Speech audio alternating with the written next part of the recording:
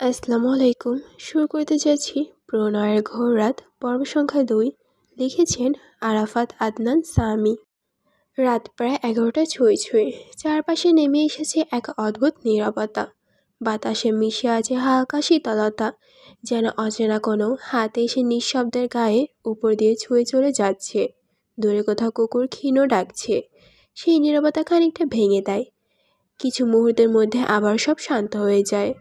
আকাশে ফাঁকা জায়গাগুলো দখল করে নিয়েছে অগণিত তারার ঝিকিমিকির মাঝে মাঝে কালো মেঘে এসে তাদের আড়াল করে ফিরছে। এই শীতল বাতাসে ভাসছে এক অজানা অস্থিরতা, যেন কিছু ঘটতে চলেছে। দূরে অন্ধকারে কে যেন লুকিয়ে তাকিয়ে আছে, কিন্তু মুখ স্পষ্ট নয়। নিঃশ্বাসে শব্দ নিতে কানে ভারী লাগছে। হৃৎপিণ্ডের গতি অজান্তে বেড়ে গেছে। বিকেলের ঘটনা এখনও যেন বুকের ভিতরে জমে আছে। সেই সন্ধ্যা থেকে জানালার পাশে দাঁড়িয়ে আছে মায়া, নিঃশব্দে বাইরের দিকে তাকিয়ে আছে। শীতল বাতাস এসে তার এলোমেলো চুলগোছা মুখের উপরে ছুঁড়ে দিচ্ছে, কিন্তু সে সেগুলো সরানোর চেষ্টা করছে না। চোখের পাতা ভারী, যেন অনেকক্ষণ ধরে কান্না চেপে রেখেছে। অবশেষে কিছু একটা নোনা জল গড়িয়ে পড়ল গাল বেয়ে। তার দৃষ্টি বাইরে, কিন্তু মন পড়ে আছে আগে সেই মুহূর্তগুলোতে, যখন কৌশলের কাছে থাকার স্বপ্ন বুনত সে।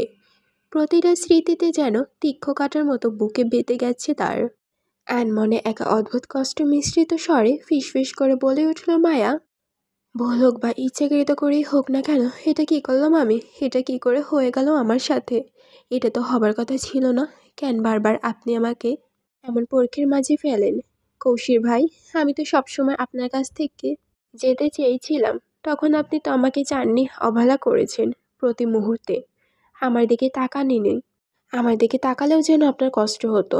আর আজ যখন আমি সব মেনে নিয়েছি, সরে এসেছি, এখন কেন আপনি আবার আমাকে চাইছেন? তার গলা কেঁপে উঠছে, শ্বাস নিতে কষ্ট হচ্ছে, শ্বাসগুলো বুকে আটকে গেছে, কিন্তু সে থামল না। আমি কি বোকা? এর জন্য কি আমার কাছে আসা সহজ মনে হচ্ছে?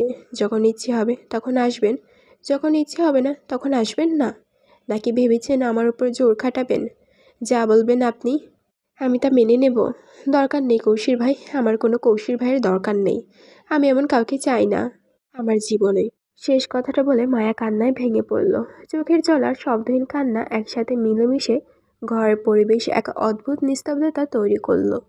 বাইরে অন্ধকার গাঢ় হয়ে জানালা দিয়ে ঢুকে পড়েছে ঘরের কোণে, যেন তার নিঃসঙ্গতার সাক্ষী হয়ে দাঁড়ায়। রাতে শীতল হাওয়া পর্দা দুলছে তার চোখে, জল ভেজা মুখ মুছছে। এমন স্পর্শের সান্ত্বনা ছিল না, ছিল শুধু শূন্যতার ঠান্ডা ছোঁয়া। মায়া জানালার পাশে দাঁড়িয়ে ছিল। বাইরে স্নান আলো চারপাশে কেমন যেন অস্পষ্ট লাগছিল। ঠিক সেই সময় অপ্রত্যাশিতভাবে তার কোমরে অনুভূত হলো এক দীর্ঘ হাতের স্পর্শ। মায়ের বুকের ভেতর ধক করে উঠল। শরীর রক্ত যেন মুহূর্তে বরফে জমে গেছে। আতঙ্ক আর কৌতূহল মিশ্রিত অনুভূতিতে ধীরে ধীরে পিছনে ফিরে তার দৃষ্টি আটকে গেল কৌশিরকে দেখে। কালো রঙের টি শার্টে ঢেকে থাকা ছেলেটার শরীর, মুখ অদ্ভুত এক গম্ভীরতা, চোখে অবাক্ত কিছু। মায়া কিছু বলার আগেই কৌশির হঠাৎ তাকে কোলে তুলে নিল। চারপাশের নীরবতা যেন এক নিমিষেই ভেঙে গেল। মায়া কাঁপা কণ্ঠে বলল, কি করছেন কৌশির ভাই? নিচে নামান, আমাকে কেউ দেখে ফেলবে।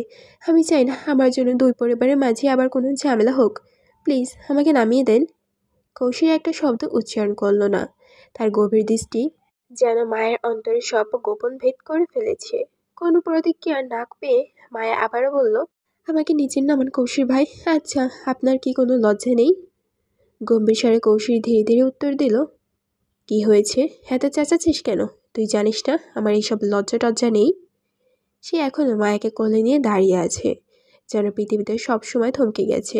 মায়া বিরক্ত হয়ে বলে উঠল, আশ্চর্য, আমি কি করে জানবো কে হন আপনি আমার? আর আমি কি বাচ্চা মেয়ে? নামান আমাকে কৌশির ভাই। কিন্তু মায়ের কথায় কোনো ভ্রুক্ষেপ করল না কৌশির। তার ভেতরে যেন কিছু বদলে যাচ্ছে। ঘুমন্ত দেহ আগুনের শিখা জ্বলে উঠছে। চোখে জমে উঠেছে নেশার ঘন কুয়াশা। মায়া বুঝতে পারল এই চাহনি স্বাভাবিক নয়। লজ্জায় মিশে থাকা রাগে চোখ নামিয়ে অনুরোধ করল, ছাড়ুন। কিন্তু কোনো সাড়া নেই। মায়া আবারও বলল, কৌশির ভাই ছাড়ুন আমাকে, আমার খিদে পেয়েছে, আমি নিচে যাব। ভারী কণ্ঠে বদলে নরম সুরে কৌশির বলল, নিচে যেতে হবে না, আমি আজ তোকে যা খাওয়াবো তাতে তোর পেট ভরে যাবে। বিস্ময় মায়া তার দিকে তাকালো। কি বলছেন এইসব? আমাকে নামিয়ে দিন, আমি খেতে যাব। চোখে গম্ভীর নেশা আরও গাঢ় করে কৌশিক আবারও জিজ্ঞেস করলো, আমি যা খাবো তুই খাবি? এরপর কৌশিক আর এক মুহূর্তে দেরি করলো না। দীর্ঘ হাতে মায়ের মাথা চেপে ধরলো, ধীরে ধীরে তাকে বিছানায় শুয়ে দিল। কৌশিক এক হাত তুলে তার শার্টের উপরে কয়েকটা বোতাম খুলে নিল। তার বিশাল দেহের ছায়া ঢেকে গেছে মায়ের কোমল অবয়ব। জানালার বাইরে অন্ধকারে বাতাস যেন থমকে দাঁড়ায়। কৌশিক গভীর দৃষ্টি আটকে রইল মায়ের মুখে। ধীরে ধীরে ঝুঁকে এলো, যেন নিজের আয়ত্তে নিতে চায় সরু নরম অস্ত্রজোড়া।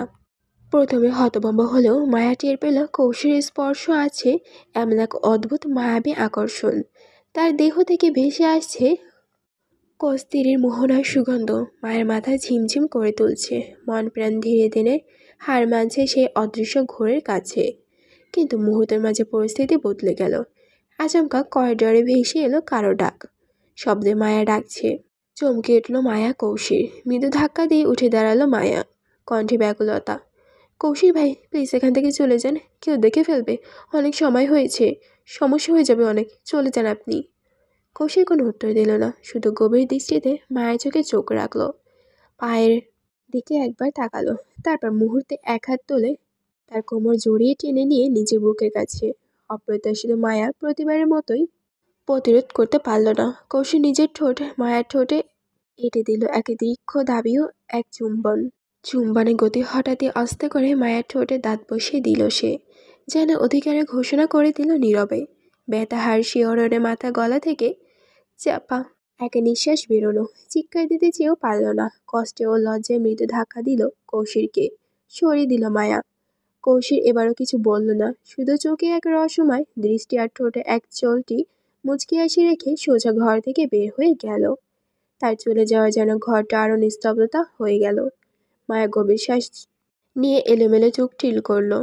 ধীরে ধীরে গিয়ে জানালার পাশে বসলো। বাইরে তাকালো, এক অজানা শূন্যতা।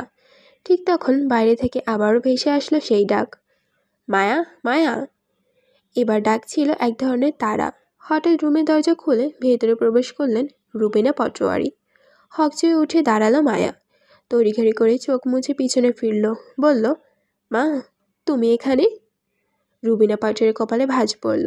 কড়া স্বরে বললেন, এভাবে জানালা পাশে বসে মেঝেতে বসেছিলে কেন মায়া?